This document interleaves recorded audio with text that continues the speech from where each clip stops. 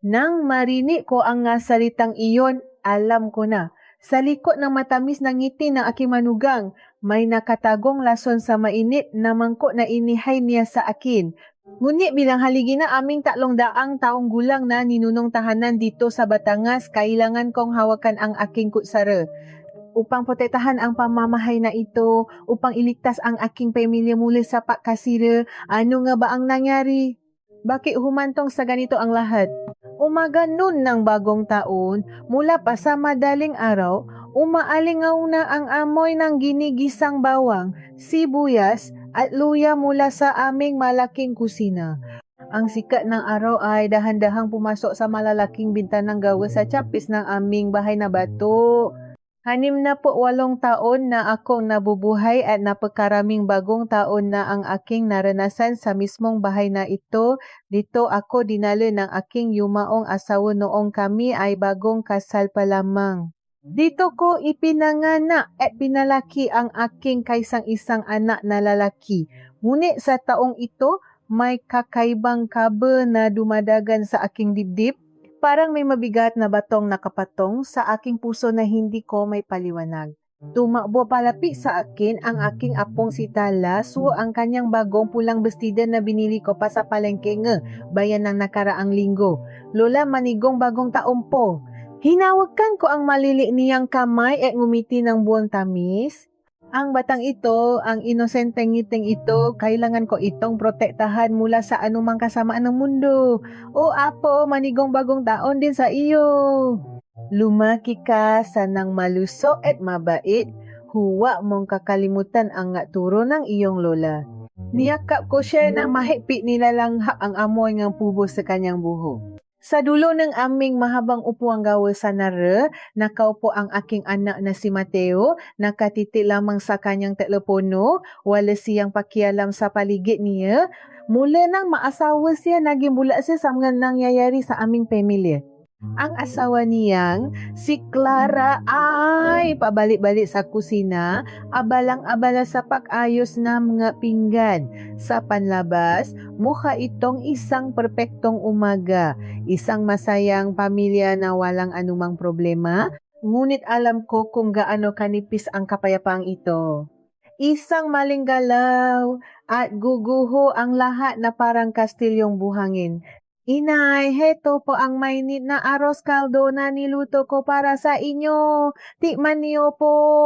Lumapit si Clara, may malapat na ngiti at ibinaba ang mangkok sa harap ko. Umuusok pa ang sabaw. Amoy na amoy ang kasubha at piniritong bawang. Wala ako makita malisa kanyang inihain hanggang sa makita ko ang kanyang pagtalikod. Mula sa bulsa na kanyang suot na apron, may kinuha siyang isang maliit na bagay, isang maliit at malinaw na botel ng gamot. Mabilis niya itong ibinalik sa kanyang bulsa, ngunit nakita nga aking mamata. Ang saglit na paalilangan sa kanyang mukha bago niya ito itinago.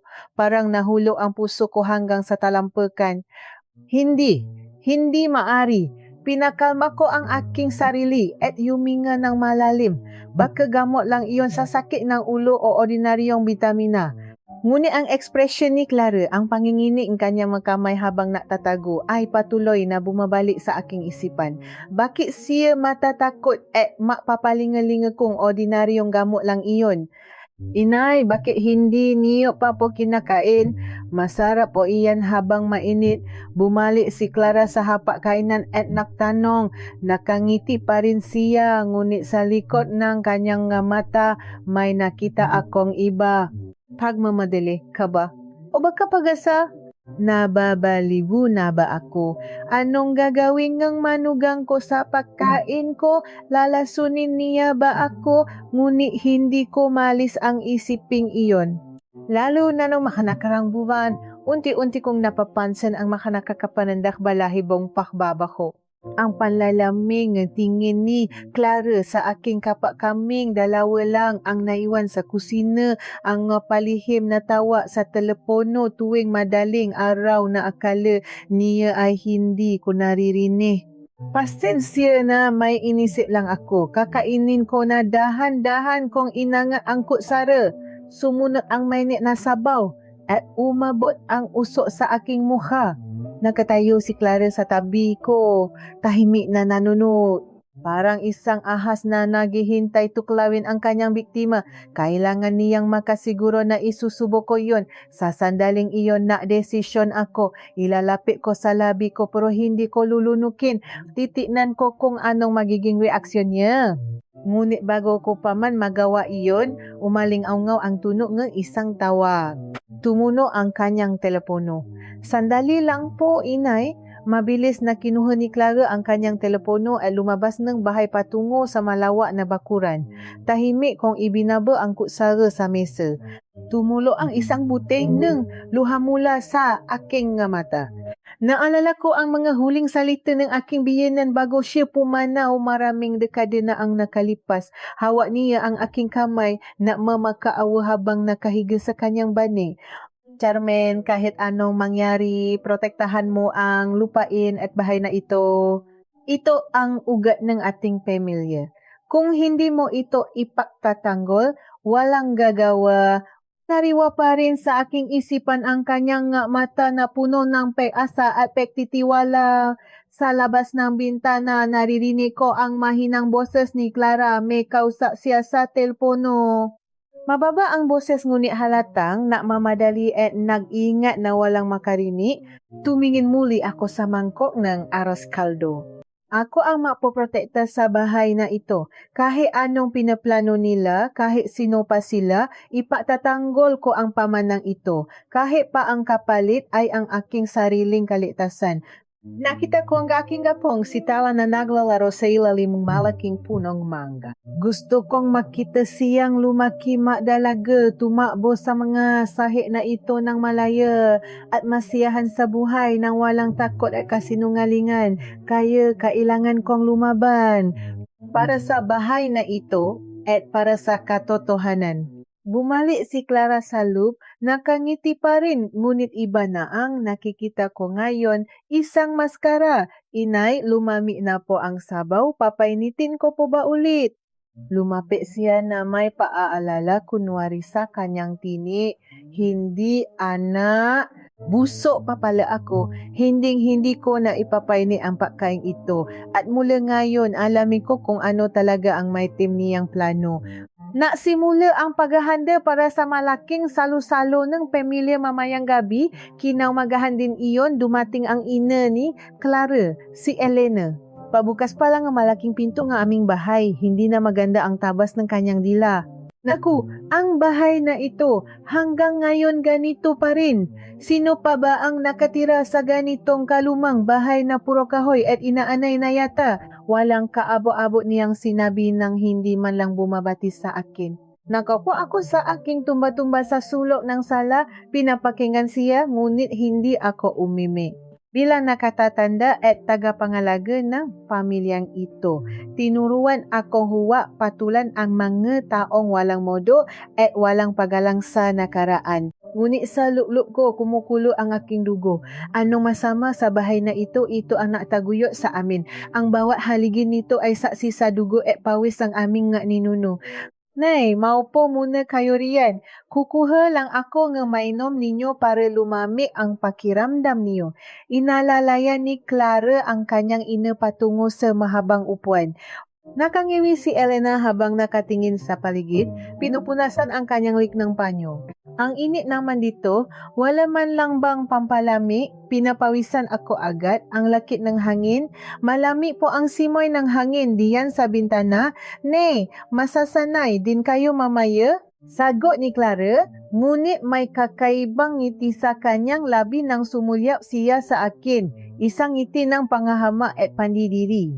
Alam ko kung ano ang nasa isip nilang maina. Para sa kanila, isa akong makalumang pabigat na nakaupo sa ibabaw ng malaking kapirasong lupa na ito. Habang nahihiwa akong gagulay sa kusina para sa ihahandang menudo, pilit kong pinapakinggan ang kanilang pausap mula sa sala. Bakit ba kailangan pa ninyong mahanda ng ganito kalaki? Napakaaksaya sa pera at oras. Angal ni Elena habang umiinom ng malami, nakatas na dalandan. Gusto po kasi ang gabianan ko na panatilihin ang tradisyon engge pamilya nila, Nay. Ipinakmamalaki niya ang 300 taong kasaysayan ng lumang bahay na ito. Sagot ni Clara na may halong pambabastos at panliliba ang tono. Tumigil ang kamay ko sa pagiwangang patatas. Ang kasaysayan nga aming pamilya, ginagawa lang nilang katatawanan. Maya-maya ay nilapitan ako ni Clara sa kusina. Inay, paano po ba timplahin itong sarsa? Tanong niya, ngunit ang kanyang gamata ay walang interes na matuto ang aking resipe, nilalagyan iyan kaunting toyo, katas ng kalamansi at paminta. Kailangan dahan-dahan ang paghalo para sumarap at manot ang lasa. Sagot ko ng mahinahon, basta paghaluin na lang lahat. Ganyan ba? Walang pakialam niya hinalo ang sarsa gamit ang malaking sandok. Walang pagmamahal sa pagkaing inihahanda para sa pamilya. Hindi na ako naksalita. Wala ring mangyayari kung sasawain ko siya. Sarado ang kanyang isip at puso. Pasapit gabi, natapos din ang handaan. Tahimik na ang buong bahay matapos umalis ang ilang nga kamaanak. Tulog na si Mateo dahil sa kalasingan at mahimbing na ring napapahinga ang maliit na si Tala. Nakaiha ako sa aking kama sa pinakadulong kwarto, nakatingin sa kisami, ngunit hindi ako dalawin na antok. Ang malamig na tingin ni Clara, ang kayabangan ni Elena ay ang maliit na boteng gamot kaninang umaga. Lahat iyon ay napapaiko-iko sa aking utak na parang isang masamang panaginip na ayaw matapos. Sa kalagitnaan ng gabi, may narinig akong makaluskos. Mamahihin ng boses mula sa labas ng aking kwarto. Dahan-dahan akong bumangon, maingat na hindi patunugin ang sahi na kahoy. Binuksan ko ng napakalit ang pinto at nakinig sa kadiliman nga pasilyo. Nay, sawang-sawa na ako sa bahay na ito. Araw-araw puro tradisyon, puro luma.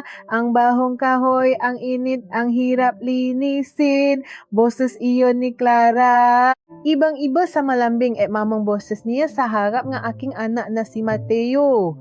Kaya nga, sinabi ko sa iyo nun pa, huwa ka ng maasawa ng lalaking galing sa probinsya na puro lupa lang ang yaman, pero walang kwartang hawa. Tingnan mo ang buhay mo ngayon, nagtitiis ka sa matandang iyan, sahot ni Elena. Pero Nay, alam niyo ba kung makano ang halaga ng lupang ito ngayon? Buong bayan ay tatayuan ng magabagong gusali at pamilihan. Kung may bebenta ito, kikita tayo ng 50 milyong piso. 50 milyon, Nay. Halos tumigil ang paktibok ng puso ko sa narinig ko. 50 milyon? Kaya pala ganito na lang ang pakauhaw nila. Kung maghihiwalay kami ni Mateo at makukuha ko ang pata ko sa hatian ng ari-arian, may 25 milyon ako. Mabubuhay na tayo ng marang yun eh. Makakaalis na ako sa impayonong ito at hindi ko na kailangang mapanggap na mabait na asawa at manugang. Nakita ko silang nakaupo sa sala sa dilim. Ang kanilang mga mukha ay nababanaagan ng mahinang ilaw mula sa poster sa labas. Puno ngang kasakiman ang kanilang mga mata na parang mga asong ulol na nakakitang karne. Paano naman ang biyenan mo? Hinding-hindi ibebenta ng matandang iyon ang lupa niya. Mas gugustuhin pa niyang mamatay kaysa umalis diyan, sabi ni Elena. Biglang bumaba ang boses ni Clara, naging malamig at nakakatakot, tila nang gagaling sa kailaliman ng lupa. Kaya nga po may naisip na akong paraan, Nay. Konting panahon na lang ang kailangan nating tiisin, may kinakausap na akong tao. Si Tomas, inayos na niya ang lahat sa mga mamumuhunan sa Maynila. Kapag nakuha ko na ang titulo, tuloy na ang paysaman natin. Sino si Tomas? Siya ba ang lalaking kinakausap niya sa telepono kaninang umaga? Paano niya makukuha ang titulo nang hindi ko nalalaman? Paano mo papapayagin ang matanda? Tanong ni Elena, tila kinakabahan sa tinatakbong ang kanilang usapan.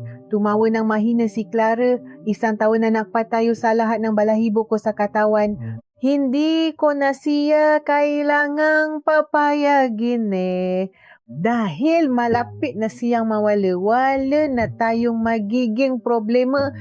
Anong ibig sabihin ng manugang ko? Paano ako mawawala? At bakit biglang nanlami ang buong katawan ko nang marinig ko ang susunod na ibinulong niya sa kanyang ina sa gitnang kadiliman?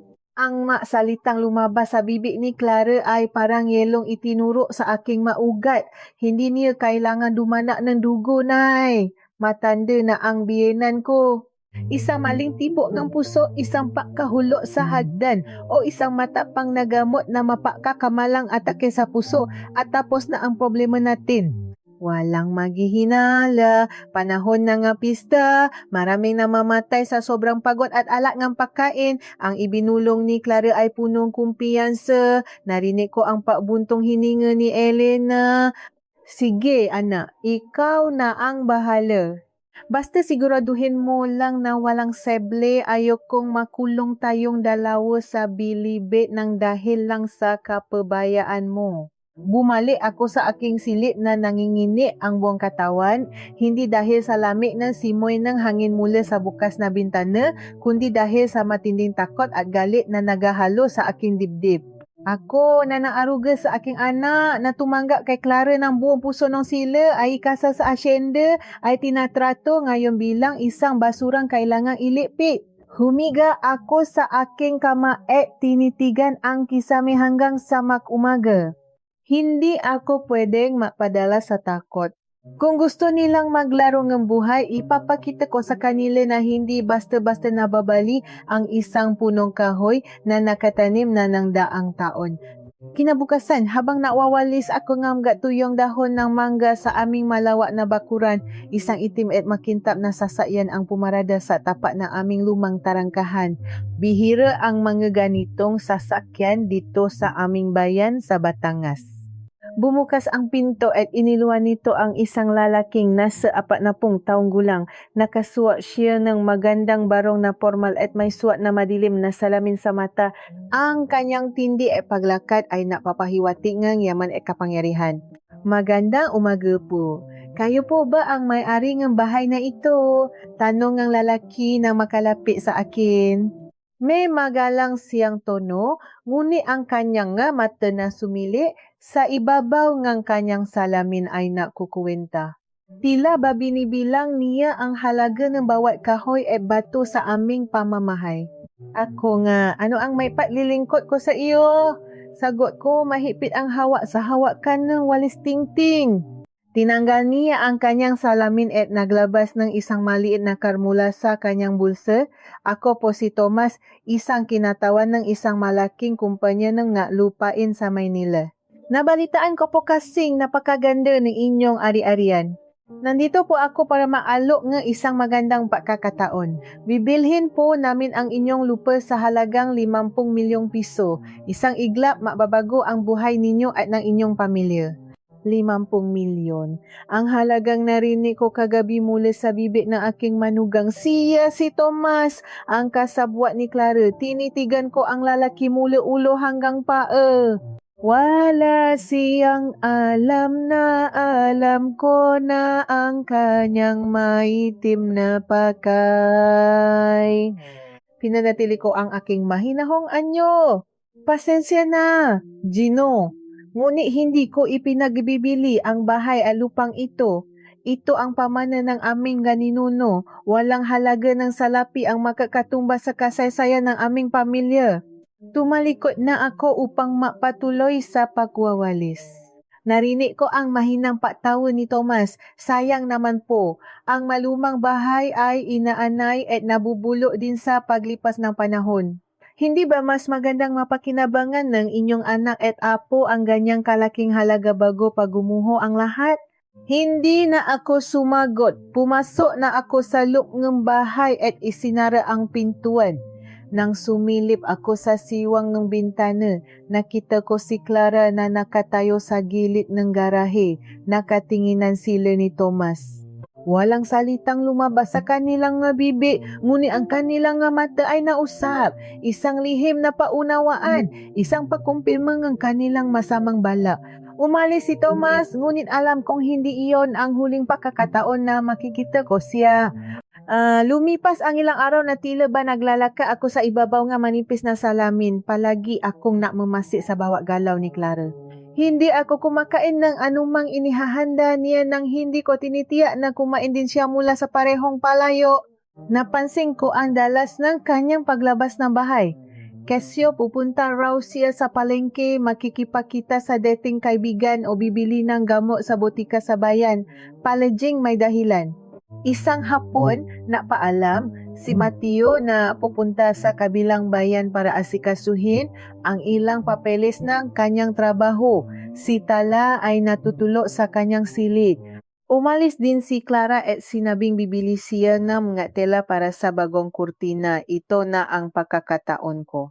Kailangan kong makahanap ng patunay. Kailangan kong malaman kung gaano kalalim ang ugnayan ni Clara at na Thomas na iyon. Dahan-dahan akong pumasok sa kwarto nga aking anak at manugang. Ang silid ay amoy mamahaling pabango ni Clara. Nagsimula akong maghalungkat sa kanyang magamit. Binuksan ko ang kanyang aparador at kinapa ang ngabusen kanyang ngabe. Wala akong nakita.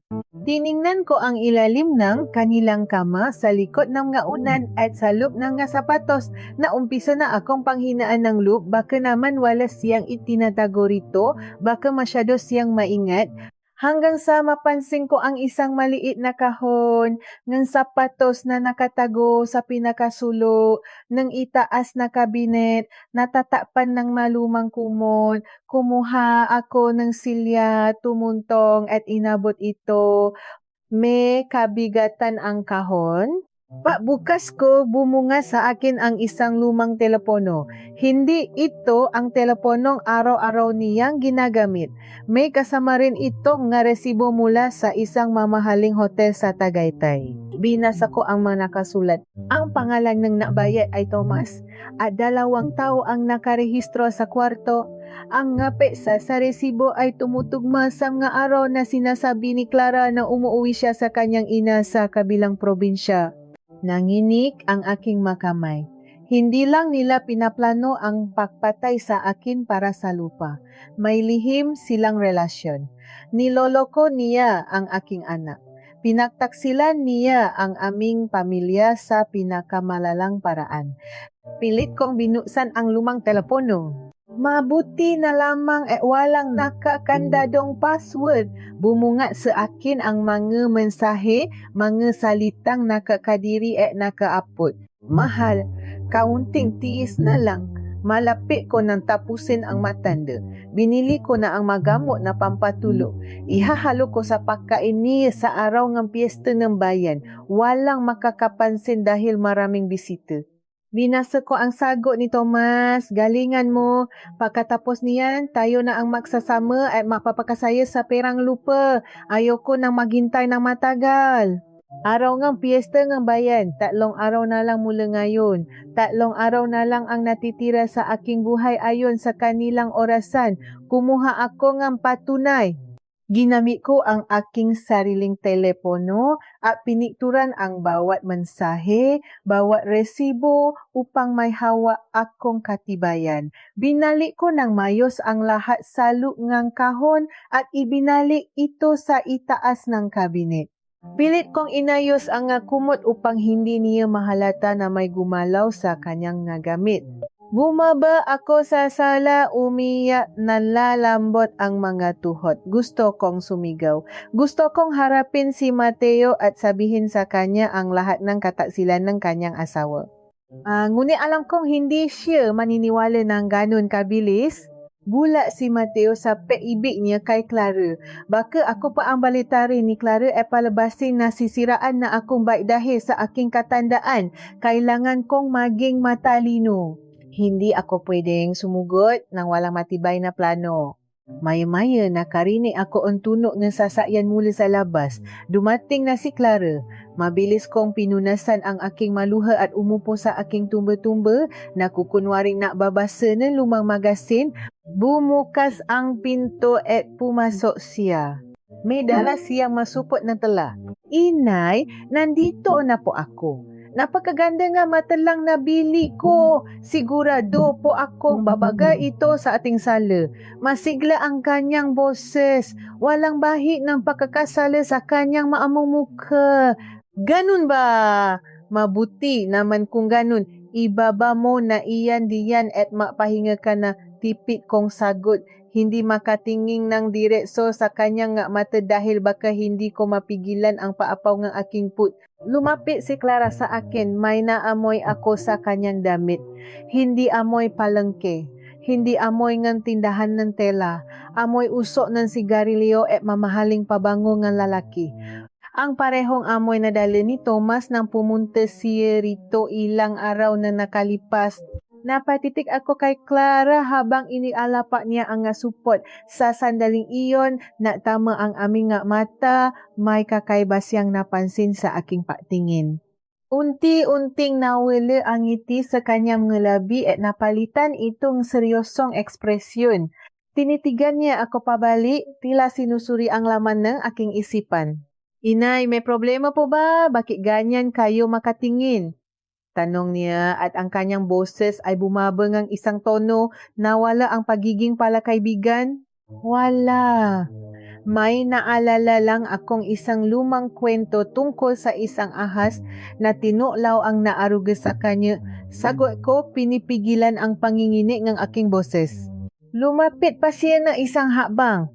Isang malami na hangin ang pumasok mula sa bintana, nagpatayo sa aking balahibo. Anong ginawa mo habang wala ako rito, inay? Pumasok ka ba sa kwarto namin? Ang kanyang tanong ay tila isang patalim na dahan-dahang itinusok sa hangin. Paano niya nalaman? May naiwan ba akong bakas at ano ang gagawin niya sa akin ngayon kung alam niyang nalaman ko na ang kanyang lihim? Naramdaman ko ang malami ng pawis na tumutulo mula sa aking pababa sa aking lik. Ang mata ni Clara ay parang karayom na nakatutok sa aking kaluluwa. Paano niya nalaman? Napansin niya ba ang pagbabago sa ayos ng kanyang kumot? O may naiwan ba akong bakas na aking makapaa sa maalikabok na sahig ng kanilang silid? Pinilit kong pakamahin ang aking paginga. Alam kong ang isang pagkakamali sa aking isasagot ay maaring maging mitsa ng aking magang kamatayan. Bakit naman ako papasok sa kwarto ninyo? Tanong ko, pinapanatiling mahinahon at inosente ang aking tinik. Hinahanap ko lang kanina ang lumang gunting na ginagamit ko sa pagugupit ng matuyong dahon sa bakuran. Akala ko ay naiwan ni Mateo sa itaas ng mesa sa pasilyo nung isang araw. Wala na akong lakas para maaya panao sa hagdan e pumasok pa sa silid ninyo. Masyado nang sumasakit ang tuhod ko, anak. Tinitigan niya ako ng matagal. Walang kurap. Sinusuri ko may bahid ng kasinungalingan sa aking mga kulubot na muka. Unti-unti, nakita ko ang paglambot ng kanyang balikat. Nawala ang talim sa kanyang mata at napalitan muli ng kanyang huwat na paalalala. Ganun po ba, inay? Pasensya na po kayo. Napansin ko lang po kasi na parang may nabukas na pinto namin. Baka naiwang bukas ni Mateo kaninang umaga at nahipan lang ng malakas na hangin. Umupo po muna kayo at ipaghahanda ko kayo ng mainit na kapeng baroko. Sigurado po akong pagod kayo sa pagwawalis. Tumalikot siya at naglakad patungo sa kusina. Naiwan akong nakaupo at pilit na pinapakalma ang mabilis na kabog ng aking dibdib. Nakalusot ako, ngunit alam kong pansamantala lamang ito. Masyadong matalino si Clara, masyado siyang mapamasid. Hindi ko na maring ulitin ang papasok sa kanyang magamit. Nakumpirma ko na ang lahat ng kailangan ko malaman. Mayroon silang lihim na relasyon ng lalaking iyon na nangangalang Thomas at mayroon silang planong tapusin ang aking buhay sa mismong araw ng aming pista. Kinagabihan habang nakahiga ako sa aking higaan at nakikinig sa huni ng mga kulilit sa labas ng bintana, napatanto kong hindi ko kakayaning harapin ito ng maisa. Matanda na ako. Wala akong lakas upang makipaglaban ng pisikal kung sakaling magpasya silang madaliin ang kanilang plano. Hindi ko rin maaring sabihin agad kay Mateo ang lahat ng walang matibay na pruweba maliban sa malitratong kinuha ko mula sa aking telepono. Maaring burahin iyon ni Clara ay gumawang kwento upang sirain ang aking katinuan sa paningin ng aking sariling anak. Kailangan kong kakampi. Isang taong hindi nila inaasahan at isang taong may sapat na kaalaman upang tulungan akong makulong ang nga taong nais sumira sa aming tahanan. Naalala ko ang aking nakababatang kapatid na si Remedios, nakatira siya sa Maynila at isang retiradong piskal. Mula pa noong mabata kami, si Remedios na ang matapang, ang laging may plano at ang walang inurungan. Matagal na kami hindi nakikita dahil sa layo at katandaan, ngunit alam kong hindi niya ako pababayaan. Kinabukasan ngang umaga, maagang umalis si Clara patungo sa palengke upang mamili ng nga sangkap para sa malaking handaan sa pista. Abalang-abala siya at tila masayang-masaya. Siyempre, para sa kanya, ang pistang ito ang magiging huling araw ngang batitiis. Na magkasiguro akong nakalabas na ang kanyang sinasayang tricycle, mabilis kong kinuha ang aking telepono at natungo sa pinakasulok ng aming bakuran, malapit sa lumang balon kung saan mahina ang alingaw-ngaw ng boses. Nanjingginig ang aking makamay habang pinipindot ang numero NG aking kapatid. Matagal bago ito sinagot. Ate Carmen, napadaan at napatawa ka na napakaga. May problema ba? Bunga ng boses ni Remedios, bakas ang pag-aalala. Remedios, tulungan mo ako, pabulong kong sabi, hindi ko na napigilan ang pagtulungang aking nga luha. Ang nga luhang pilit kong itinago sa harap ng aking manugang at anak. Nais patayin ni Clara. Gusto niyang kunin ang lupa natin at ibenta sa mga dayuhan. Natahimik ang kabilang linya. Ano ang sinasabi mo, ate? Si Clara, ang asawa ni Mateo. Paano mangyayari iyon? Naririnig ko ang kaluskos ng mga papel sa kanyang paligid. Malamang ay napatayo siya sa kanyang inupuan. Ikinuwento ko sa kanya ang lahat. Ang palihim na pausap nila ngang kanyang ina, ang lalaking naalok nga 50 milyon, ang lumang telepono na naglalaman ng nga mensahe tungkol sa gamot na pampatulo, at ang lihim na relasyon na aking manugang. Habang nagsasalita ako, pakiramdam ko ay isang malaking tinik ang nabunot sa aking lalamunan. Sa wakas may isang taong nakakaalam ng aking pinagdadaanan. May isang taong nakakarini sa aking takot. Ate, huminga ka ng malalim, sagot ni Remedios. Ang kanyang boses ay naging seryoso at malamig, ang boses ng isang piskal na handang lumaban sa korte. Huwag kang mapapakita na anumang takot o pagbabago sa iyong mga kilos. Manatili kang inosente sa kanyang paningin, pupunta ako diyan. Bukas na bukas din ay dadating ako. Ngunit paano kapag nagtaka siya kung bakit ka nandito? Baka maiba siya ng plano at lalo tayong mahirapan na alalang tanong ko. Ayan mo na yun sa akin, sagot ni Remedios. Matagal na akong hindi nakakadalo sa pista ni ating bayan. Sabihin mo lang na inimbitahan mo ako dahil gusto ko makita ang mapamangkin at apo ko bago man lang ako tuluyang tumanda. Mag-ingat ka, ate. Wow, kang kakain o inom ng kahit ano mula sa kanya kung hindi mo nakikitang sinubuan niya rin ang kanyang sarili. Papunta na ako. Ibinaba ko ang telepono na may panibagong paasa sa aking puso. Hindi na ako nag-iisa sa labanang ito. Padating ng hapon na simula nang maramdaman ang diwa ng kapistahan sa aming kalsada. May nakakabit na mga makukulay na banderitas mula sa mga poste ng ilaw patungo sa mabubong ng bahay. Naririnig ko na ang banda ng musiko na nag-ensayo sa plaza. Ang amoy ng nilulutong litson at matamis na kakanin ay pumapasok sa aming nga bintana. Ang bayan ay naghahanda para sa isang pagdiriwang, ngunit sa loob ng aming bahay, isang maitim na pagtatapos ang inihahanda. Habang nababalot ako ng suman sa kusina, lumapit si Clara. Inay, napakarami ko po nabiling sariwang karne ng baboy at manok. Gagawa po ako ng espesyal na kaldereta at humba. Tapos magluluto rin po ako malapot na sopa sa iyong paborito ninyo. Sabi niyo po, kasi noong isang araw ay parang walang lasa ang kinakain ninyo dahil sa inyong edad. Lalagyan ko po ito ngang maraming pampalasa para ganahan kayong kumain. Tinitigan ko siya habang masayang hinihiwa ang mangga gulay, ang sopas. Doon niya ilalagay ang gamot, ang malapot na sabaw ay madaling makapagtatago nga anumang pulbos na kanyang ihahalo. Napakatalino niya. Kapag kinain ko iyon, makakatulo ako ng mahimbing at maaring hindi na magising dahil sa epekto ng gamot sa aking mahinang puso. Napakabait mo talagang Bata Clara, maraming salamat. Sigurado akong masisiyahan ang mabisita natin, lalo na si Mateo. Sagot ko ng may pekeng ngiti.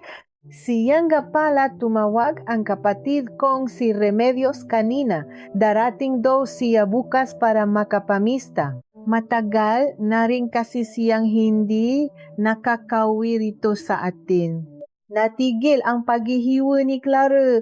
Isang mabilis na pakuno ng nuang dumaan sa kanyang mukha bago niya muling ibinali ang kanyang ngiti. Si Tita Remedios po, napakagandang balita niyan, inay. Matagal na nga po natin siyang hindi nakakasama.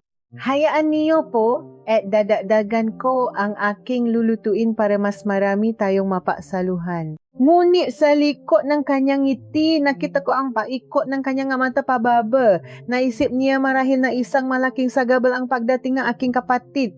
Mas maraming tao, mas mahirap may sagawa ang kanyang plano nang walang nakakapansin. Pero alam ko hindi si atras. Masyado na siya nasilaw sa 50 milyon sa pangako ng bagong buhay kasama si Tomas. Kinabukasan, araw bago ang pista, dumating si Remedios. Nakasakay siya sa isang inarkilang sasakyan, dala ang ilang malalaking bagahe. Kahit na may katandaan na rin, hindi nawala ang tikas at pamalida sa kanyang tindi. Nakasuot siya ng simpleng ngunit mamahaling bestida at ang kanyang nga mata ay matatalim gaya ng dati. Sinalubong namin siya sa pintuan. Remedios, kapatid ko! Niyakap ko siya ng mahigpit. Sa yakap na iyon, naipasa ko sa kanya ang lahat ng takot at pag-asa ko. Naramdaman ko ang pagpisil niya sa aking braso. Isang tahimik na mensahe na nagsasabing nandito na siya at magiging mayos ang lahat. Mano po, Tita Remedios, mabuti po at nakalalaw kayo. Bati ni Clara, pilit na pinapasigla ang kanyang tinik. Siyempre naman Clara, gusto kong makita kung paano mo inaalagaan ang kapatid ko at ang pamamahay na ito. Wala ka bang ibang kasama sa bahay kundi kayo lang, walang katulong? Tanong ni Remedios habang inililibot ang paningin sa sala. Ako na po ang gumagawa ng lahat ng gawaing bahay, tita. Sanay naman po ako sa trabaho at gusto ko pong tiyakin na malinis at mayos ang lahat para kina Inay at Mateo. Mabuti kung ganun. Wala nang hihigit pa sa kalinga ng isang kadugo o ng isang asawa. Makahulugang sabi ni Remedios bago dumiretso sa kwartong inihanda ko para sa kanya. Nakita ko ang panandaliang patigas ng panga ni Clara. Kinagabihan, habang tulo na ang buong bahay, tahimik akong pumasok sa kwarto ni Remedios. Nakaupo siya sa harap ng maliit na mesa, sinasaliksi ang larawan mula sa aking telepono na ipinasa ko sa kanya. At tiningnan ko na ang mga mensahe at ang pangalan nga mo na bala niyang ihalo sa pagkain mo. Isa ito na pagkatapang na uri ng gamot na pampatulo. Hindi ito nabibili ng walang reseta ng doktor. Kapag ibinigay ito sa isang taong kaedad natin at isinama sa masaganang pagkain ng pista, maari itong magdulot ng pagbagsak ng presyon ng dugo at tuliang paginto ng puso. Mahirap itong matukoy kung walang autopsiya, lalo na kung akalain ng doktor na inatake ka lang dahil sa katandaan at pagod sa pagdiriwang. Napahawa ako sa aking dibdib. Ganon na lamang kabilis at kadali ang halaga ng aking buhay sa kanila. Ano ang gagawin natin? Remedios, ipapahuli na ba natin si sama pulis bukas? Umiling si Remedios. Hindi pa, ate. Kung ipapahuli natin siya ngayon batay lamang sa mga litratong resibo at mensahe, maari siyang kumuha ng magaling na abogado at baliktarin ang kwento. Maari niyang sabihin na ginawa mo lang ang makwentong iyon para sirain siya. Kailangan natin siyang mahuli sa mismong aktong paglalagay ng lason sa iyong pagkain. Kailangan natin ang pruweba na hindi niya matatakasan. Paano natin gagawin iyon? Nakatuto ang kanyang nga mata sa akin sa tuwing kami ay kumakain. Wa kang maalala, ate. May dala ako maliliit na kagamitang pangrekod na ikakabit natin sa kusina sa blangko ng hapakainan. Kukunin din natin ang pagkain na ilalaan niya sa iyo bilang ebidensya. Papalitan natin ang mangkok mo nang hindi niya namamalayan. Ngunit kailangan mong maging napagkahusay sa paarte. Kailangan mong magpanggap na kinain mo iyon at makaramdam nga pagkahilo sa harap nilang lahat. Matinding takot ang bumalot sa akin, ngunit alam kong ito lamang ang tanging paraan. Sumang-ayon ako sa kanyang plano. Habang napaplano kami nga susunod na habang, nakarinig kami nga isang mahinang kaluskos mula sa labas ng bintana ng kwarto ni Remedios. Ang bintanang ito ay nakaharap sa maliit na eskinita sa gilid ng aming bakuran, malapit sa lumang puno ng sampalok. Pinatay ni Remedios ang maliit na ilaw sa mesa. Dahan-dahan naming hinawi ang makapal na kurtina. Sa dilim gabi, nailawan lamang ng maliwanag na buwan. Nakita namin si Clara na nakatayo sa tabi ng haligi ng bakod. May kausap siyang lalaki na nakatayo sa kabilang panig ng rehas. Ang lalakang nakasalamin. Si Thomas. Ano ang ginagawa niya rito sa kalagitnaan ng gabi? Pabulong kong tanong. Huwag kang maingay, sagot ni Remedios. Idinidiki ang kanyang tainga malapit sa siwang ng bintana. Nakita naming inabot ni Thomas ang isang maliit na bag na gawa sa pape kay Clara. May sinabi si Thomas ngunit dahil sa ihip ngang hangin ay hindi namin ito tuluyang marinig. Ngunit ang huling tinig ni Clara ay malino na umabot sa aming pandinig. Naintindihan ko, mas madali ito kapag nagsimula na ang kaguluhan bukas. Hihintayin ko ang senyas mo bago ko ibigay ito sa kanya. Hindi na tayo aabot pa sa hapunan. Tumingin sa akin si Remedios na may panalaki ng mga mata. Ano ang ibinigay ni Thomas sa kanya? Kung hindi naabot sa hapunan, ano ang balak nilang gawin sa mismong araw ng kapistahan? At bakit kailangan pang madulot ng kaguluhan? Gumising ako ng napakaaga. Ang tunog ng kampana mula sa lumang simbahan ng aming bayan ay umaling-aungaw sa buong paligid na babadyan ng pagsisimula ng kapistahan. Mula sa aking bintana, nakikita ko ang makukulay na banderitas na sumasayaw sa ihip ng hangin. Rinig na rinig ko ang tuktok na banda na musiko na napaparada sa kalsada, sinusundan na mga batang nakhabulan at mga taong masayang nakwewentuhan. Sa labas ng aming bahay, amoy na amoy ang katakam-takam na samyunin, nilulutong lisong baboy, suman, at biko. Para sa buong bayan, ito araw ngang padiriwang at pasasalamat. Ngunit para sa akin, ito ang araw ngang aking pagatol. Pumasok si Remedios sa aking silid. Wala na siyang suot na formal na damit, kundi isang simpleng dasta na may bulaklaki na disenyo upang hindi makatawa pansin. Hinawakan niya ang aking nanginginig na makamay. Ate, lakasan mo ang loob mo. Ngayong araw natin tatapusin ang kasamaan ng babaeng iyan. Nakangiti ang aking kapatid, ngunit ang kanyang nga mata ay nag-apoy sa determinasyon.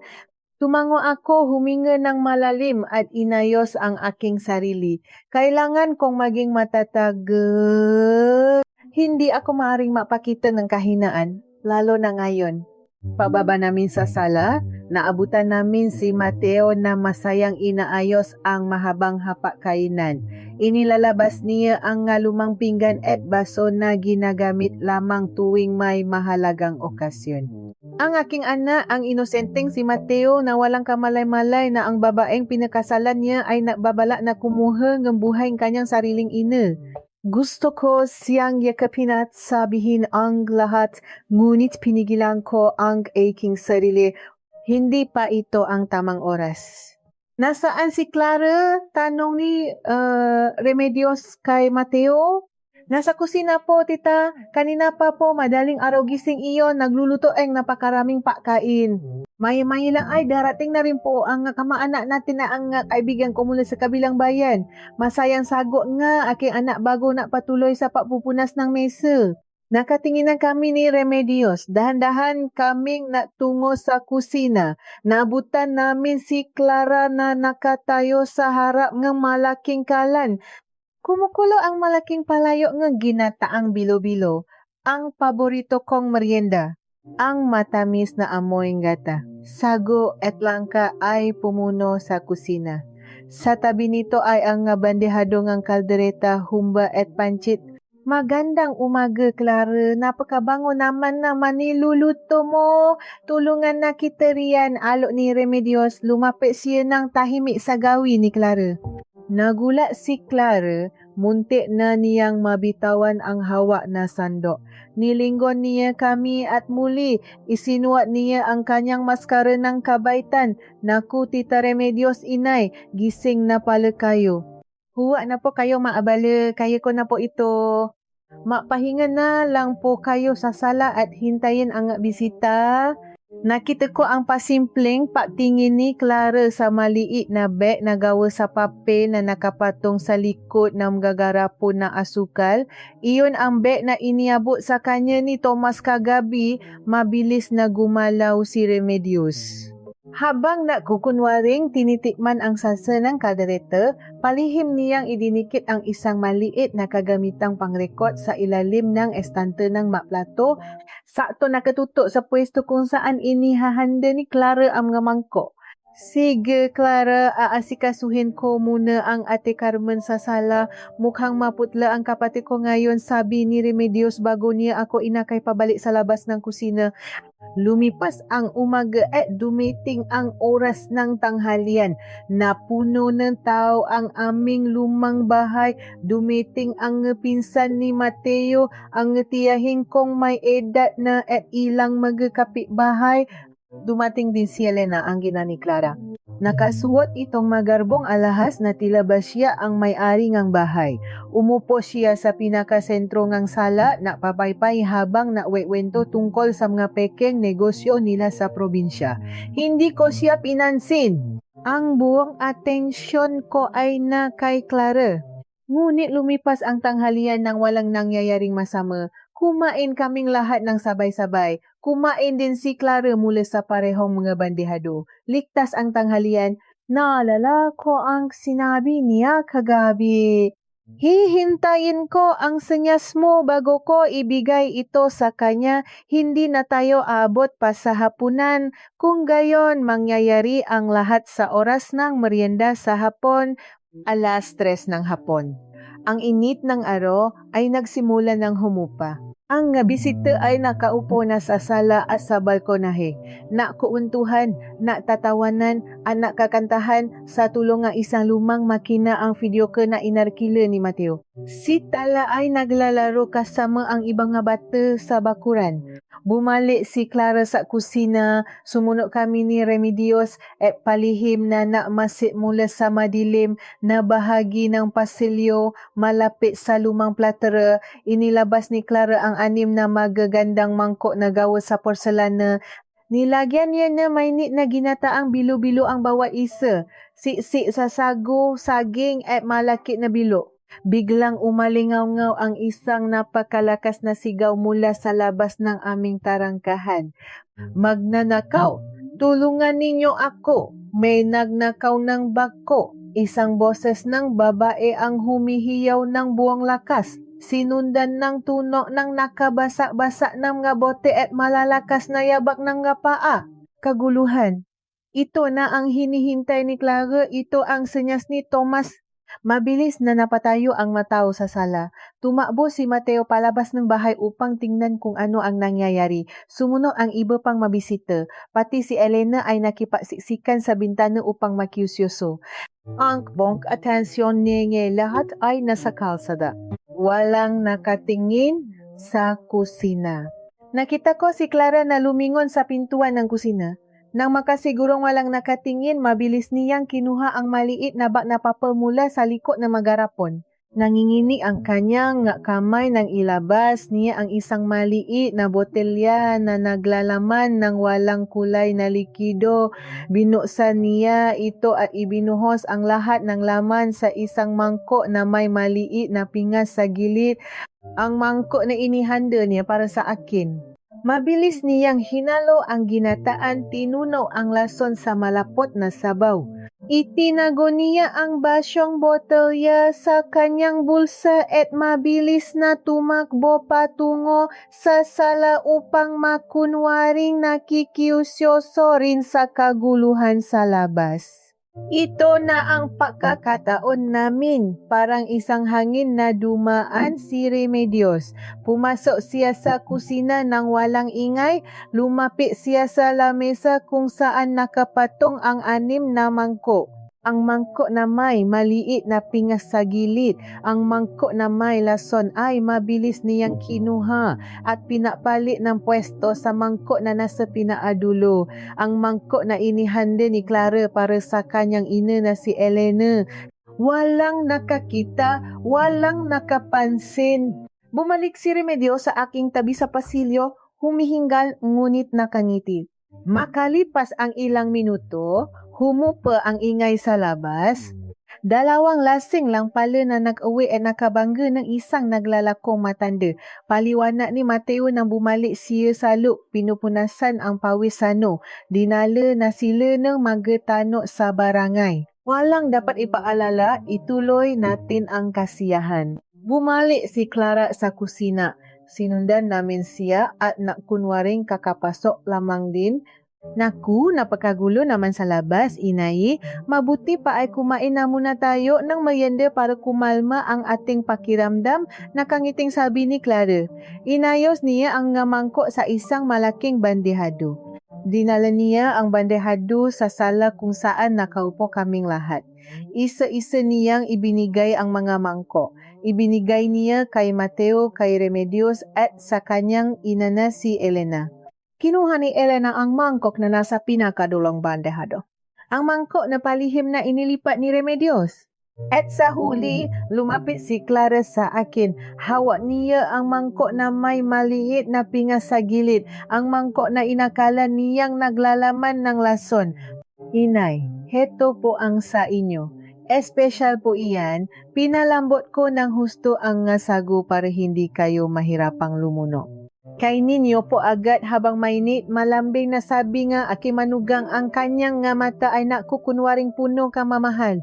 Kinuha ko ang mangkok, mainit pa ito. Tiningnan ko si Clara, pagkatapos ay tiningnan ko ang mangkok. Maraming salamat anak, napakabuti mo talaga sa akin. Sa kabilang dulo ng mesa, naririnig ko ang reklamo ni Elena.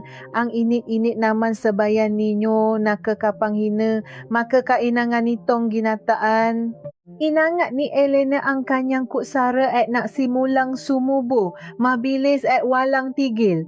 Dahil sa gutom at uhaw, halos ubusin niya ang laman ng mangkok sa loob lamang ng ilang sandali. Nakatitik lamang si Clara sa akin. Hinihintay na isubo ko ang aking pagkain. Hawak ko ang kutsara, iniikot-ikot ko ang sabaw. Ayaw kong kumain. Gusto kong panorin ang mangyayari. Inay, bakit hindi niyo pa kinakain? Masarap po iyan. Pamimilit ni Clara, medyo tumaas na ang kanyang boses dahil sa pananabik. Baklang natakalang paktuktok na kanta sa video ka, may narinig kamang malakas na pakbaksak na kutsara sa sahig. Lahat kami ay napalanghon. Si Elena, nakaupo siya sa kanyang silya, nanlalaki ang mata. Nakahawa ang kanyang 2 kamay sa kanyang lalamunan, namumula ang kanyang mukha at tila ba nahihirapang huminga. Ang ugat sa kanyang lik ay lumobo. Suminghap siya ng hangin, isang malakas at nakakakilabot na tunog na tila ba may nakabara sa kanyang baga. Ne, inay, anong nangyayari sa inyo? Napasigaw si Clara. Binitawan niya ang hawak niyang baso at tumakbo palapit sa kanyang ina.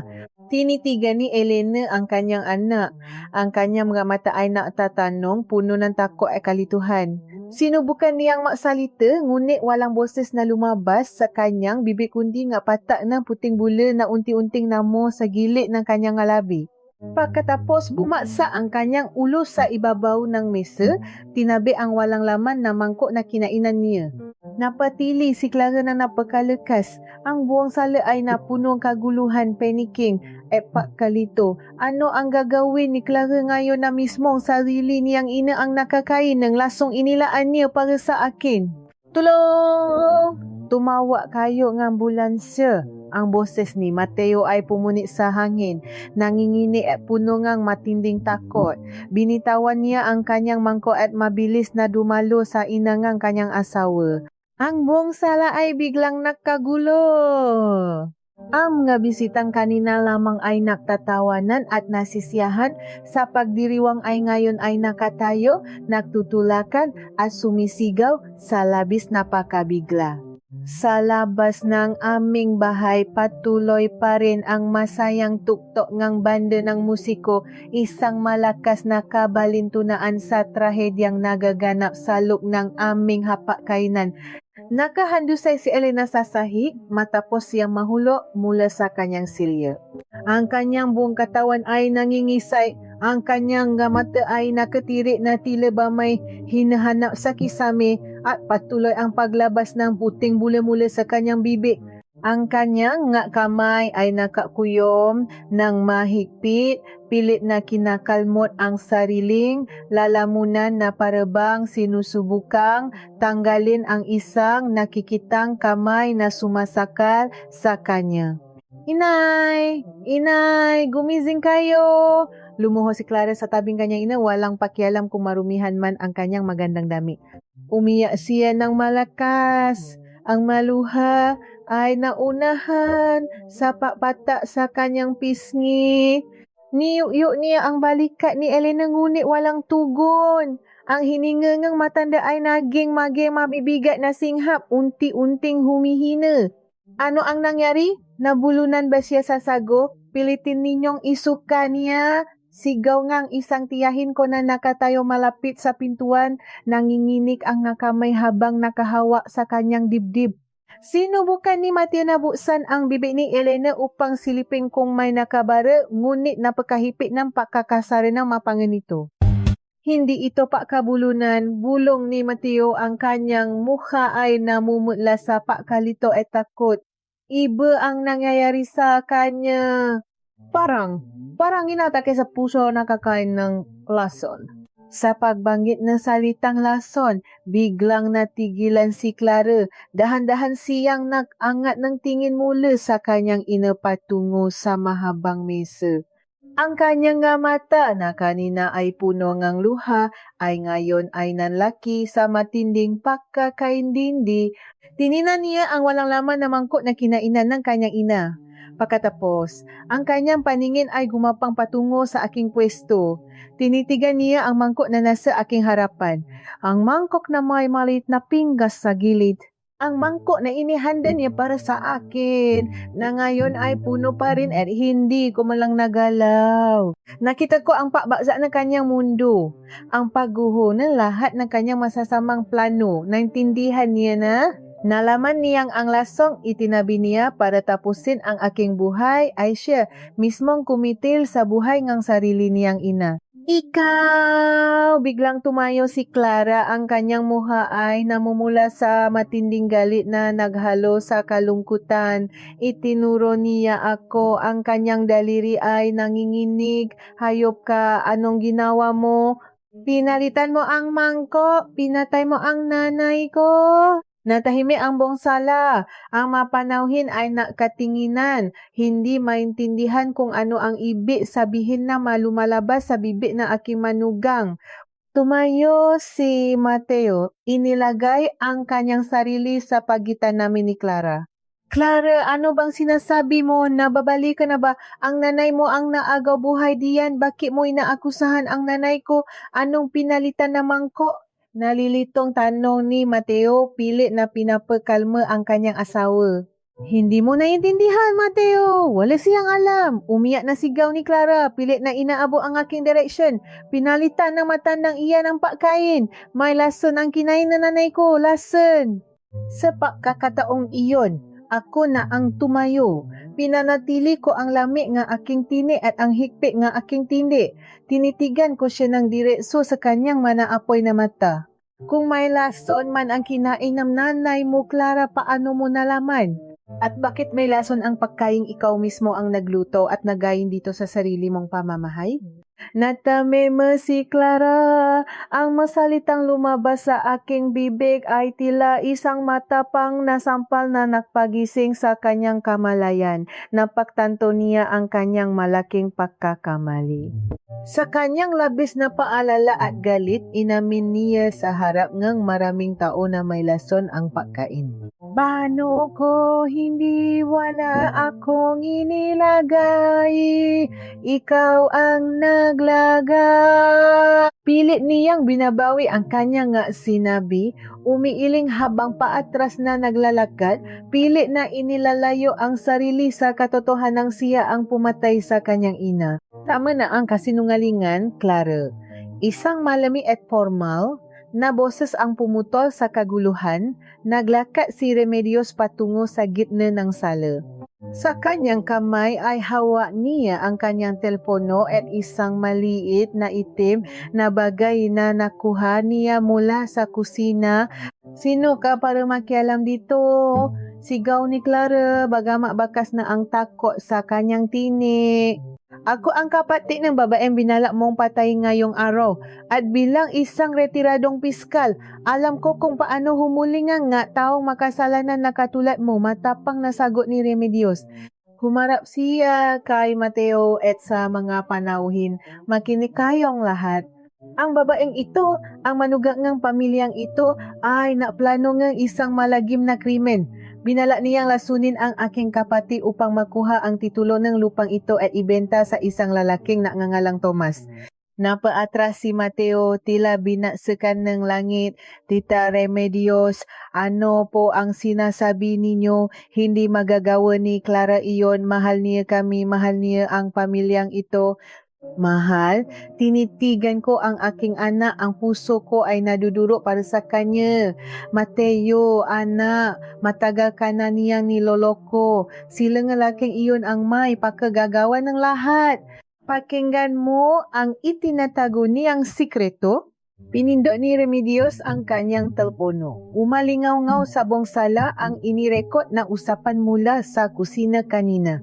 Narinig ng lahat ang kaluskos, ang pakbukas ng botelya at ang mahinang pakusap ni Clara sa kanyang sarili. Malapit na matatapos na rin ang paghihirap ko sa lumang bahay na ito. Pagkatapos ay isinunod ni Remedios ang nakuha naming mga mensahe at boses mula sa lumang telepono na nahanap ko sa kanilang kwarto. Ang malinaw na boses ni Clara na napaplano kasama si Tomas.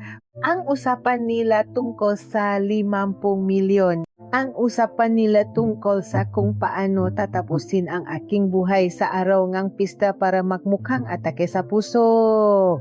Habang tumututo ang mga ebidensya, ang buong bahay ay binalot ng nakakabinging katahimikan. Walang gustong maniwala, ngunit ang mga pruweba ay malinaw na naririnig ng kanilang sariling mga tainga. Ang makakapitbahay ay nakbulong-bulungan. Ang nakamaana ay napanganga sa labis na gulat. At si Mateo, ang aking kawawang anak. Tumingin siya kay Clara. Ang mata ni Mateo ay walang luha, ngunit ang sakit at pagkawasak sa kanyang mukha ay sapat na upang malaman kong namatay na ang pag-ibig na nararamdaman niya para sa babaeng nasa kanyang harapan. Toto ba, Clara? Mahinang tanong ni Mateo. Ang kanyang boses ay tila isang basa na baso. Toto bang plinano mong patayin ang nanay ko? Toto bang may iba kang lalaki? Umiling si Clara, umiyak, lumuhod sa harap ni Mateo at hinawakan ang mga kamay nito. Hindi, Mateo, maniwala ka sa akin. Pinalalabas lang nila iyan. Gusto lang nila akong siraan dahil ayaw nila sa akin mula pa nung simula. Huwag mo na kaming gawing tanga, sumigaw si Mateo at sa unang pagkakataon sa buong buhay niya, nakita ko siyang nagalit ng ganun katindi. Pinalis niya ang kamay ni Clara na dahilan upang mapasalampa ang babae sa sahi. Boses mo iyon. Sarili mong boses! Habang napapakahirap ako sa trabaho para mabigyan kang magandang buhay, pinaplano mo palang patayin ang naiisang magulang ko. Sa maoras na iyon, dumating ang matano ng barangay na tinawa ng aming makapitbahay. Nakita nila si Elene na wala ng buhay sa sahi. Wala na silang nagawa kundi takpan ng puting kumot ang katawan ng matanda. Namatay si Elena dahil sa kasakiman ng kanyang sariling anak. Wala na akong nagawa, bulong ni Clara sa kanyang sarili tulala. Nakatingin sa nakakumot na katawan ng kanyang ina. Pinatay ko ang nanay ko, pinatay ko siya. Nasimula siyang tumawa ng mahina. Isang tawa ng tao nawawala ng katinuan. Kukunin na sana ng matano si Clara nang biglang may marinig kami malakas na pakbukas ng aming bakal na tarangkahan sa labas. Mga mabibigat na yaba ang mabilis na naglakap patungo sa aming pintuan. Clara, ayos na ba ang lahat? Nasaan ang titulo? Isang malakas at kampanteng boses ngang lalaki ang umalingaw. Bumukas ang pinto at pumasok si Thomas. Nakasuot siya nga magandang damit, nakangiti, inaasahang makikita ang aking patay na katawan at ang isang pamilyang nagluluksa. Ngunit ang bumunga sa kanya ay isang kuwatong puno nga tao nakatiti sa kanya, nga tanot na handang manghuli, si Clara na nakasalampa at nababaliw sa sahi at ako. Nabuhay at nakatayo ng tuwi sa gitna nga, aming 300 taong gulang na pamamahay. Nawala ang ngiti ni Tomas, napatanto niyang pumalpa ang lahat ng kanilang plano. Dahan-dahan niyang inilagay ang kanyang kamay sa likod ng kanyang baywang, kung saan may nakaumbo na tila isang sandata at tumingin ng masama sa aming lahat. Ano ang susunod niyang gagawin ngayong naipit na siya sa sarili niyang patibong? Isang nakakabinging katahimikan ang bumalot sa buong sala. Ang hangin ay tila naging yelo, napakabigat at napakalamig. Dahan-dahang inilabas ni Thomas ang isang makintab na baril mula sa likod ng kanyang baywang. Kumislap ang itim na bakal sa ilalim ng liwanag ng aming lumang arenya. Nasigawan ang nga natirang panauhin. Na kanya-kanyang tago ang mga tiyahin ko sa ilalim ng mahabang mesa. Habang ang nga tanot na walang dalang armas ay napaatras, gulat at walang magawa sa harap ng isang armadong lalaki. Walang kikilos na masama, sigaw ni Thomas. Ang kanyang mukha na kanina ay maaliwalas, apuno ngang kayabangan, ay ngayon ay lukot sa matinding galit at kaba. Nasaan ang titulo ngang lupa? Ibigay ninyo sa akin ngayon din kung ayaw ninyong dumanak ang dugo sa mismong araw ngang inyong pista. Itinutok niya ang baril sa aking direksyon. Naramdaman ko ang pagbilis ng tibok ng aking puso, ngunit hindi ako pumikit, tinitigan ko siya. Isang dayuhan sa aming bayan na akalang mabibili niya ang aming kasaysayan gamit ang salapi at dahas. Bago pa man ako makapagsalita, biglang humarang si Mateo sa aking harapan. Ang aking anak na kanina ay umiyak at wasak na wasak dahil sa kataksilan ng kanyang asawa ay ngayon ay nakatayo ng tuwid, ginagawang panangga ang sariling katawan upang iligtas ako. Huwag mong subukang saktan ang nanay ko. Mababang boses na banta ni Mateo. Ang kanyang makamao ay nakakuyom na mahigpit. Wala kang makukuhang titulo rito, tapos na ang maliligayang araw ninyo nga asawa ko. Tumawa ng mapaklas si Thomas. Tapos, walang matatapos hanggat hindi ko nakukuha ang gusto ko. Binalingan niya si Clara na hanggang ngayon ay nakasalampa pa rin sa sahig. Yakap-yakap ang sarili at nakatingin sa kawalan. Tumayo ka riyan, Clara. Nasaan na ang mga papeles? Ilabas mo na taalis na tayo rito. Ngunit hindi sumagot si Clara. Tila siya isang manika na nawalan ng kaluluwa. Tumingala siya kay Thomas. Ang kanyang nga mata ay nalalaki ay puno ng luha. Pinatay ko ang nanay ko, Thomas. Pinatay ko siya. Umiiling siya habang inuli-uli ang nga salitang iyon, tila tuluyan nang nawala sa kanyang katinuan dahil sa bigat ng kanyang kasalanan. Wala akong pakialam sa nanay mo. Sigaw ni Thomas sabay sipa sa isang silya na nadulot ng panibagong tili mula sa mga taong natatago. Ang titulo ang kailangan ko. Wala na kayong makukuhang titulo, Thomas. Isang kalmadong boses ang umaling-aungaw. Si Remedios, nakatayo siya ng buong tapang sa gilid ng pasilyo. Nakahalukip-kip at walang bahid ng takot sa mukha. Bilang isang retiradong piskal, marami na akong nakaharap ng mga pusakal na tulad mo. Inaasahan ko na ang iyong pagdating. Sa tingin mo ba ay hahayaan lang namin kayong gawin ang inyong masamang bala ng walang pahahanda? Itinutok ni Tomas ang baril kay Remedios. Tumahimik ka, matanda. Makinig ka, sagot ni Remedios na hindi man lang kumukurap. Bago pa man kami lumabas ng kwarto kaninang umaga, nakipaugnayan na ako sa hepe ng pulisya sa kabilang bayan. Ipinadala ko sa kanila ang lahat ng ebidensya ng inyong sabuatan. Ang nga boses ninyo, ang nga mensahe ninyo, at ang pagbili ninyong lason sa itim na merkado. Biglang nakarinig kami nga isang tunog mula sa malayo. Isang matinis na wangwang, papalapit ng papalapit. Ang tunog ng masirena ng pulis. Nanlaki ang mga mata ni Thomas. Tumingin siya sa bintana at nakita ang mabilis na paglapit ng masasakyang may nakikislapang asul at pulang ilaw. Paparating na sila, napalibutan na ang aming pamamahay. Napamura si Thomas ng malakas. Sa kanyang labis na pagkabigla at takot, binalingan niya uli si Clara. Tumayo ka na diyan, kailangan na nating tumakas. Hinawakan niya sa braso si Clara at pilit na itinayo, ngunit napupumiglas ang aking manugang, sumisigaw at kumakawag na parang isang batang inaalagaan. Bitawan mo ako, ayoko, ikaw ang nagbigay sa aking lason, ikaw ang pumatay sa nanay ko. Siga ni Clara habang patuloy na umiyak at pinaghahampas ang dibdib ni Thomas. Sa pupumiglas ni Clara, nabitawan ni Thomas ang pagkakahawa sa bari. Bumaksa ito sa sahig na gawa sa kahoy, lumikha ng isang malakas na tunog. Bago pa man makayuko si Thomas upang kunin itong muli, mabilis na dumamba si Mateo. Ginamit ng aking anak ang lahat ng kanyang lakas at galit upang itula si Thomas papunta sa dingding. Nakpambuno ang dalawa, nakabasah-basah ang makaplurira at bumaksak ang ilang makaantihong pikuren na nakapatong sa maliit na mesa. Nga tano, tulungan ninyo ang anak ko! Sigaw ko ng buwang lakas! Mabilis na kumilos ang ngatanot na kanina ay nakatayo lamang. Pinagtulungan nilang hawakan si Thomas, inilapat sa sahig at pinilipit ang braso sa likuran. Saktong-sakto namang bumukas ng malakas ang aming pintuan at pumasok ang mahigit kalahating dosenang armadong pulis. Huwag kayong kikilas! Sigaw nga! Hepengang pulis siya.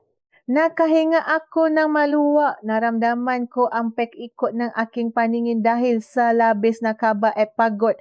Ngunit inalalayan ako ni Remedios. Tapos na ate, ligtas na tayo, bulong ng aking kapatid. Pinusasan nga pulis si Thomas na patuloy pa rin namumura at napupumiglas. Pinusasan din nila si Clara. Nang maramdaman ni Clara ang malamig na bakas sa kanyang pulso, tila siya natauhan ng panandalian.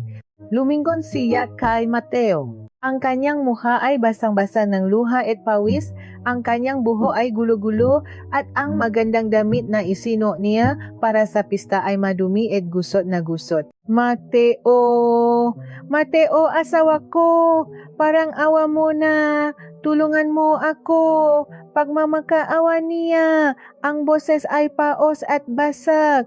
Huwag mo akong hayaang makulong. Patawarin mo ako. Nasilaw lang ako sa pera. Ginawag ko lang iyon para makaroon tayo ng magandang buhay. Tinitigan lamang siya ni Mateo. Ang mata ng aking anak ay walang bakas ng pagmamahal, kundi purong awa at pandidiri, magandang buhay sa pamamagitan ng papatay sa nanay ko. Sa pagtalikod siya mismong, pamiyang kumupkop siya iyo. Umiling si Mateo ang nga luha ay muling pumata muli sa kanyang nga mata, wala na akong asawa, dalhin na ninyo siya. Tumalikot si Mateo at hindi na muling lumingon pa sa babae minsan niyang minahal ng higit sa kanyang sariling buhay. Humagugot si Clara, tinatawa ang pangalan ng aking anak, humihingi ng tawa sa akin at umiyak sa nakakumot na katawan ng kanyang ina. Ngunit huli na ang lahat, inilabas siya ng mga pulis mula sa aming pamamahay. Kasama si Thomas na patuloy na binabantayan ng mga autoridad. Binuhat na mga investigado ang katawan ni Elena at kinumpis ka ang mangkok na may lason bilang ebidensya. Dahan-dahan naubos ang nataw sa loob ng bahay. Ang mapanawhin ay umuwi dala ang isang kwentong hindi nila makakalimutan sa buong buhay nila. Ang musika sa labas ay matagal nang tumigil. Ang pagdiriwang ng bayan ay napalitan ng bulong-bulungan esismis tungkol sa malagim na nangyari sa lumang bahay ng asendero. Nang tuluyan na lumiwan na ang kinabukasan at kami na lamang tatlo ni na Mateo, Remedios at ang natutulo na si Tala ang naiwan sa bahay, naramdaman ko ang tunay na bigat ng lahat nangyari. Nakaupo ako sa aking tumba-tumba, nakatingin sa malaking bintana kung saan sumisikat ang bagong araw. Lumapit si Mateo sa akin. Dahan-dahan siyang lumuhod sa aking harapan e inilubo ang kanyang muha sa aking nga tuhod. Naramdaman ko ang init ng kanyang nga luha na bumabasa sa aking saya. Humihikbi ang aking anak, isang malakas at masakit na paiyak ng isang lalaking nawalan ng tiwala sa mundo. Inay, patawarin niyo po ako. Umiyak na sabi niya. Napakabulago, napakatangago. Kasama ko siya sa kwarto araw-araw, makatabi kaming natutulo, ngunit hindi ko nakita ang halimaw na natatago sa likod ng kanyang mukha. Muntik na kayong mawala sa akin ng dahil sa kapabayaan ko. Patawarin niyo po ako. Hinaplos ko ang kanyang likuran at ginulo ang kanyang buhok tulad ng ginagawa ko noong siya ay bata pa at nadadapa sa labas ng bakuran. Tahan na anak, tahan na, walang may kasalanan sa atin. Ang mataong may maitim na budi ay magaling magtago ng kanilang tunay na kulay. Ang mahalaga ay buhay tayo, magkakasama tayo. Ipinatanggol mo ako kanina at higit pa iyon sa sapat na pambayad sa anumang pagkukulang mo. Lumapit din si Remedios at hinawakan ang balikat ni Mateo. Tama ang nanay mo, Mateo. Bangon na at magilamos ka. Kailangan nating maging matatag, lalo na at nandiyan si Tala. Kailangan niya ng isang malakas na ama ngayon higit kailanman. Sa pagbangit sa pangalan ni Tala, tumango si Mateo at pinunasan ang kanyang luha. Ang kanyang anak, ang tanging magandang naiwan mula sa kanyang napakasakit na kasal. Kailangan niyang maging matapang para sa bata. Lumipas ang ilang buwan, umuusad ang kaso laban kina Clara at Thomas. Dahil sa dami ngang aming ebidensya, ang boses, ang lason na natapuan sa mangkok, at ang testimonya ng tao na kasaksi sa paamin ni Clara, hindi na tagal ay ibinaba ang hato ng korte. Pareho silang nahatulan ng habang buhay na pagkakakulong. Si Clara ay kinasuhan ng papatay sa sariling ina at tinangkang papatay sa akin. Ayon sa maulat, tuluyan nang nawala sa sarili si Clara sa loob ng kulungan. Madalas daw itong nakikitang nakikipausap sa pada, umiiyak at humihingi ng tawad sa inang pinatay niya gamit ang sariling kamay, walang naramdamang awa ang aking puso para sa kanya. Inani lamang niya ang pait ng mabutong kanyang itinanim. Formal na nakipaghiwalay si Mateo kay Clara at nakuha niya ang buong kustodya kay Tala. Naging mas tahimik ang aming pamamahay, ngunit ito ay isang payapang katahimikan. Wala na ang mapalihim na tingin, wala na ang mabulong-bulungan sa kalagitnaan ng gabi.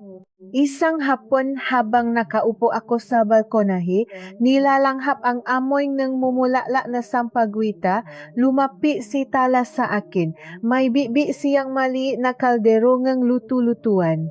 Lola, kailan po natin ulit gagawin iyong matamis na may bilo-bilo at sago? Masarap po kasi iyon. Inosenteng tanong ng aking apo. Nakangiti habang tinitingnan ako ng kanyang malalaki at madilim ng mata. Hindi niya alam kung ano ang munti nang mangyari dahil sa ginataang bilo-bilo na iyon. At hindi na niya kailangang malaman pa. Ang nakakatakot na kwento ay ibabaon na lamang sa kasaysayan ng bahay na ito. Gagawa tayo bukas na bukas din, Apo. Tuturuan kita kung paano ang tamang papigan ng gata ay pagkamasa na malaki. Sagot ko habang hinahaplos ang kanyang malambot na pisngi. Tiningala ko ang aming malaking bahay na bato. Ang haligi nitong gawa sa mulawin ay nananatiling matibay. Hindi natina sa kabila ng unos at pagkakanulo na naganap sa loop nito. Dito ako dinala ng aking asawa.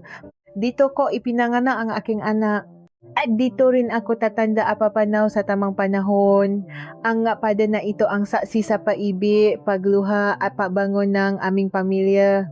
Walang 50 milyon, walang lason, at walang dayuhan ang makakasira sa pundasyon na itinayo ng aming mga ninunong. Bumalik si Mateo mula sa trabaho, may dalang mainit na pandesal at cape. Sinalubong siya ni Tala ng mahipit na yakap. Napangiti ako sa nakita ko, narito ang tunay na kayamanan. Hindi ito nasusukat sa laki ng lupa o sa halaga ng titulo. Nasusukat ito sa katapatan, sa pagmamahal ng pamilya, at sa tapang na ipaglaban ang tama. Niyakap ko ang malamig na hangin ng hapon. Ako si Charmen, ang tagapangalaga ng aming kasaysayan. At habang ako ay nabubuhay, patuloy kong ipagtatanggol ang tahanang ito.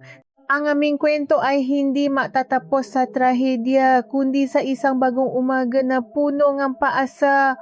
At ito ang naging kwento ko. Isang kwento ng panlilin lang ng lason na nakatago sa matamis na ngiti at ng isang matandang hindi sumuko sa laban upang protektahan ang kanyang pamilya.